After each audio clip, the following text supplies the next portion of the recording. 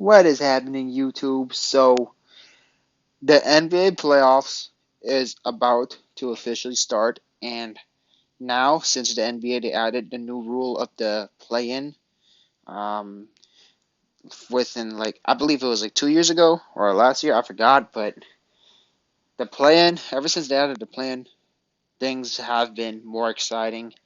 To some, it has been pretty unfair a lot of times, which is I don't blame them because sometimes the injuries happen or something like that, and then the team just gets stuck in a plan and or like that.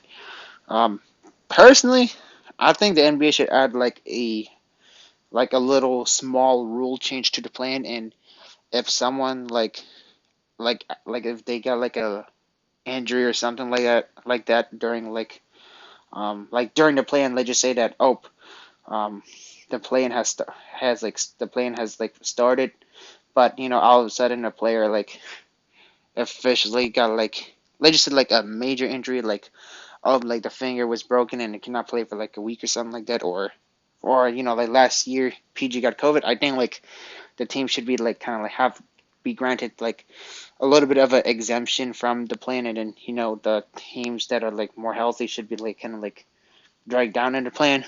But that's just a very bizarre idea. It just came to my mind. But anyways, this video is gonna be mainly my personal predictions on the NBA play-in for each of the games. I'm only gonna do the first part, so I'm not gonna do the whole exact process yet. That will probably be coming out on Friday. So the first game, the Miami Heat versus the Atlanta Hawks. My prediction would be leaning towards the Miami Heat. Both of the teams have been pretty inconsistent. Miami has been losing to very bad teams, but so have been the Atlanta Hawks. Both of them are very inconsistent. Trae Young, he's a very exciting player. He's a very high offense, very lethal on offensive weapon. Um, and they also got DeJounte Murray, who's a solid two-way guard, but hasn't been living up to expectations. The Hawks also got guys like Capella, who could get rebounds, and DeAndre Hunter, and they got Onyeka Okongwu on the bench, and I believe that's who they pretty much have pretty much, and also they got Jalen Johnson, but I'm leaning towards the Miami Heat because I feel like the Miami Heat, um, they are more of a defensive type team, and Jimmy Butler, when it comes to playoff time, he tends to spice it up. He tends to spice it up by a good amount, and Miami, I just sense they got that hunger in them, and also they're more of a veteran type team, but at the same time they do have some youth. They also got Tyler Hero, Bam Adebayo. He's not too old, um, and they also got Oladipo, who could be like they have so many people who could definitely slow down Trae Young. They got Lowry, who's kind of washed, but he always puts his effort on defense, but he's a little undersized. But he's up in age. But they also got Oladipo, like I said. They got Max Strus. So it could be like a semi close game, I guess. It could really go either way. But if I had to say a percentage ratio of each team, I would say 60% chance Miami would win and 40% chance that Atlanta Hawks would win. The Atlanta Hawks, I just don't feel like they have a very good structure as a team, in my opinion. It's just more of my instinct type feeling. It's just Capella, he's a solid rebounder. He's a good rebounder and all that, but Bam Adebayo, he's just a very skilled big who can shoot the midi so well, and his floater, ooh, and he gets a rebound. Butler, he could just pretty much harass anybody on defense, and who's really gonna guard Jimmy Butler? DeAndre Hunter could be a a type of guy who could guard Jimmy Butler. But Jimmy Butler, he's pretty darn strong. They also got Tyler Hero. I guess DeJounte Murray can lock him up. Um, Lowry, he's not like how we used to think how he is, but he's still, he could be a solid point guard. But at the same time, there is a chance he could disappear. But Trae Young, like I said, he's a very great player, but a lot of times he's known to disappear. He has a lot of stinker games when he would be shooting like um, I'm just gonna make up a stat like probably like 5 for 16 and all of that, and like miss a lot of shots and then simple as that. But anyways, let me know what y'all think about the Miami Heat versus the Atlanta Hawks series. I got the Miami Heat winning it just for the following reasons, but I want to hear your guys' opinions as well. Now the second playing game, it's going to be the Minnesota Timberwolves versus the Los Angeles Lakers. Now this is a 50-50 game. It is pretty difficult on who's going to win because if it was had it not been for the Rudy Gobert and Kyle Anderson incident and Jaden McDaniels like messing up his hand or something like that because he punched something, I would have said the Minnesota Timberwolves a little bit more comfortably. But now, since the Wolves locker room is kind of like demoralized and something like that, and also one of the best wing defenders in Jaden McDaniels is injured. Um, or was it Jalen? I forgot. I get really mixed up with both of these players, but anyways, they lost a key piece, and they have a demoralized locker room. It is very hard to predict. Now on the Lakers side, the Lakers they have a lot of household names. They got Anthony Davis and LeBron James, D'Angelo Russell, and now Austin Reeves. But the Lakers have been losing to incredibly bad teams, and they struggle against the Utah Jazz. The Utah Jazz, they're literally tanking. No Larry Markkinen, no Walker Kessler, um, no Colin Sexton either. I think I don't know, but I know Laurie and um, Kessler was out. So and the Lakers, while them being healthy, they struggled against the Los Angeles Clippers. Um, that is like well not well yeah obviously they struggle against the Clippers, but they struggle against that Utah Jazz, the tanking Utah Jazz when they benched everybody, and of course the Clippers pretty much murdered them even without Paul George, but both sides has very key flaws, and and as of me speaking right now, it's pretty difficult to think who's gonna come out as a winner because the Wolves, they're a younger team. They got Mike Conley as well too, who kind of helps the youth like as a veteran point guard. And they have Karl Anthony Towns back. They got Edwards. And they also got guys like McLaughlin, Austin Rivers, all that. While the Lakers, of course, they have the LeBron James and Anthony Davis and D'Lo, ooh, that's also gonna be interesting. D'Angelo Russell, he's probably gonna want to have a good revenge game against the Timberwolves, and of course, they have Hachimura and all that. But if I had to lean, I guess I would lean the Minnesota Timberwolves, but just a very slight edge because Darvin Ham as a coach has been mad questionable. After the Clippers versus Lakers game, um, Darvin Ham, I just keep laughing at Darvin Ham because that dude literally puts Wenyen Gabriel over Mo Bamba to guard our big man Avicii Zubac. So imagine if Darvin Ham, he loses his brain and he puts Wenyen Gabriel to guard Rudy Gobert. Man, Rudy Gobert is actually going to look like a good player going up against Wenyen Gabriel as a big man. But, you know, hopefully if you're Lakers fans, hopefully Darvin Ham would actually coach like a decent coach and actually give guys like Mo Bamba or Rui Hachimura more minutes and play Lonnie Walker instead of Malik Beasley. Malik Beasley, he's another player that is the Lakers' biggest weak link. Him and Schroeder, man.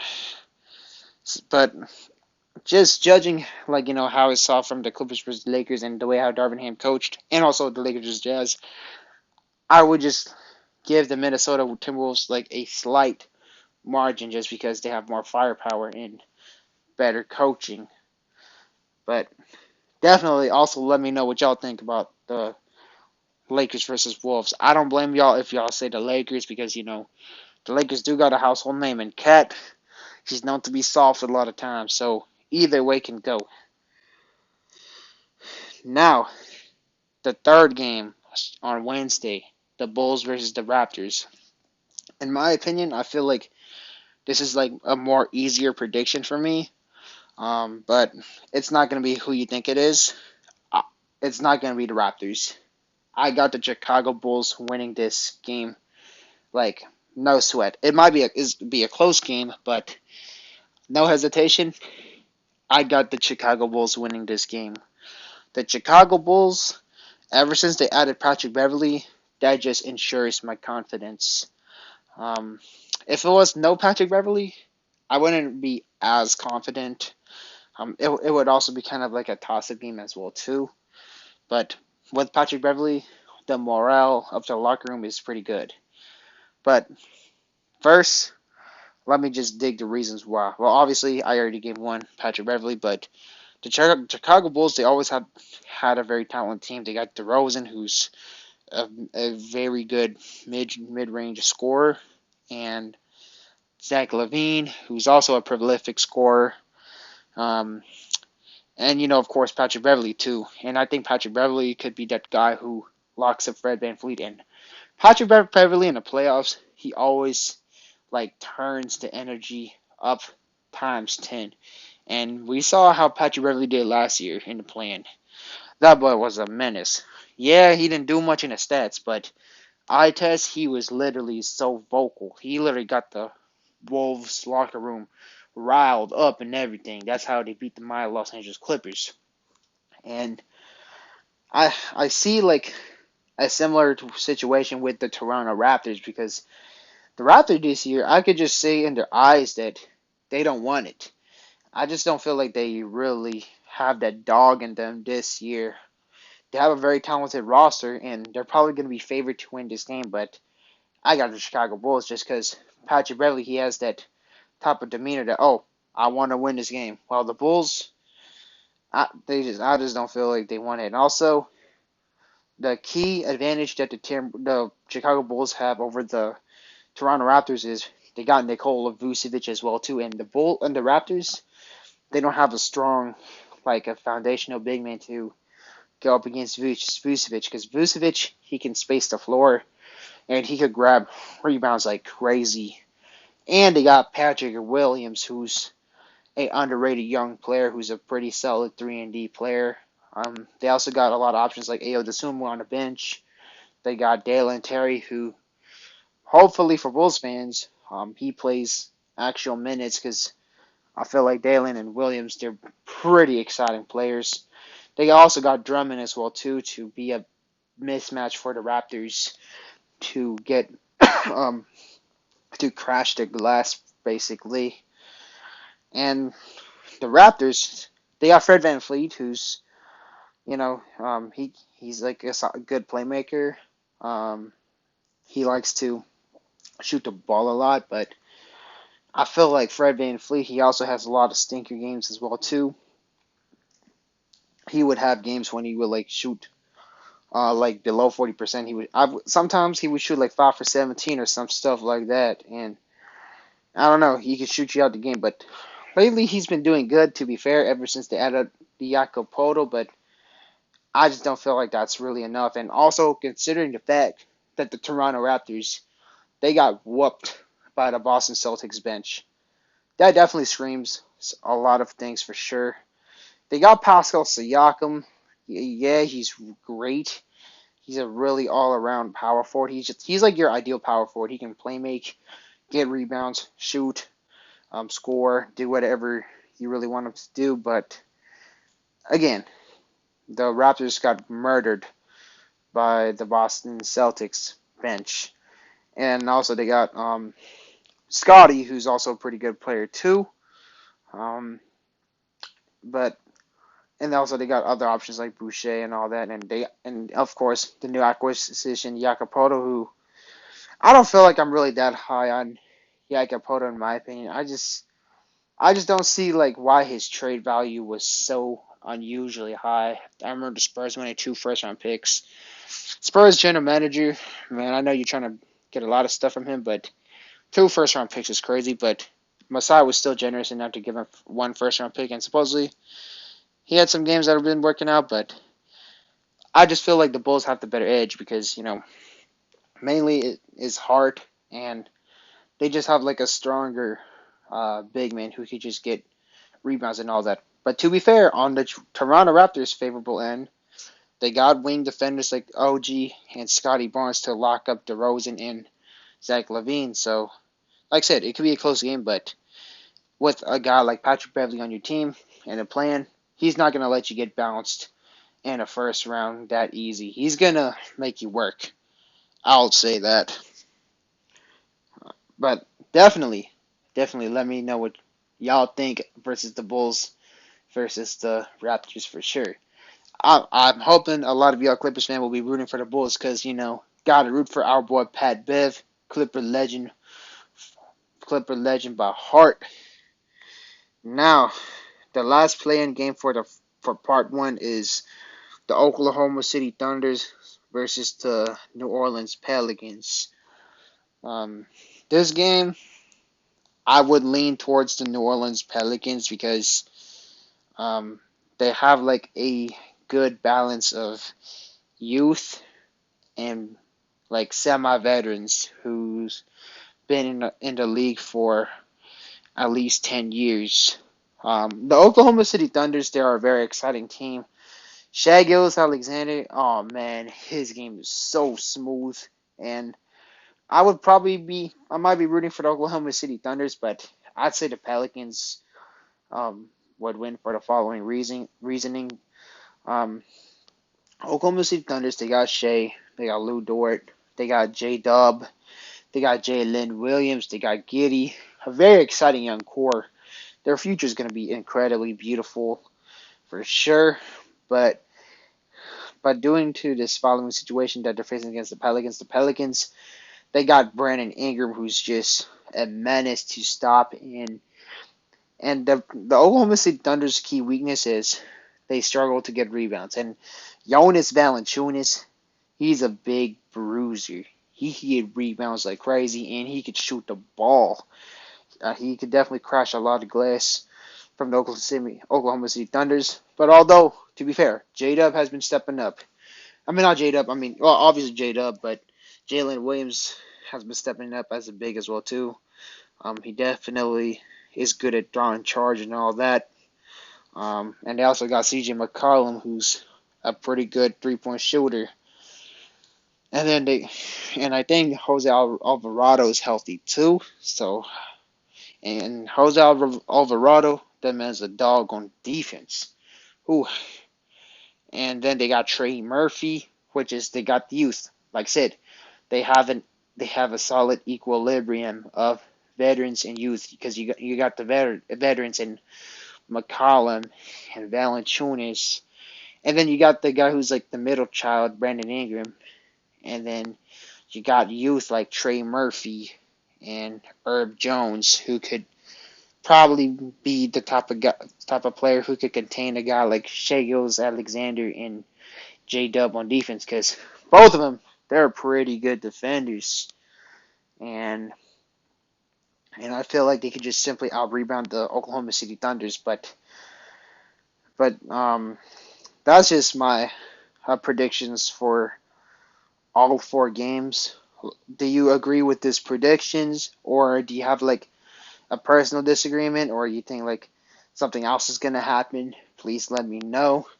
And again, these are all the following reasons on why I think each of these games will have this particular outcome that I predict. If you have a different opinion, definitely leave a comment down below. But anyways, overall my predictions. I got the Heat winning.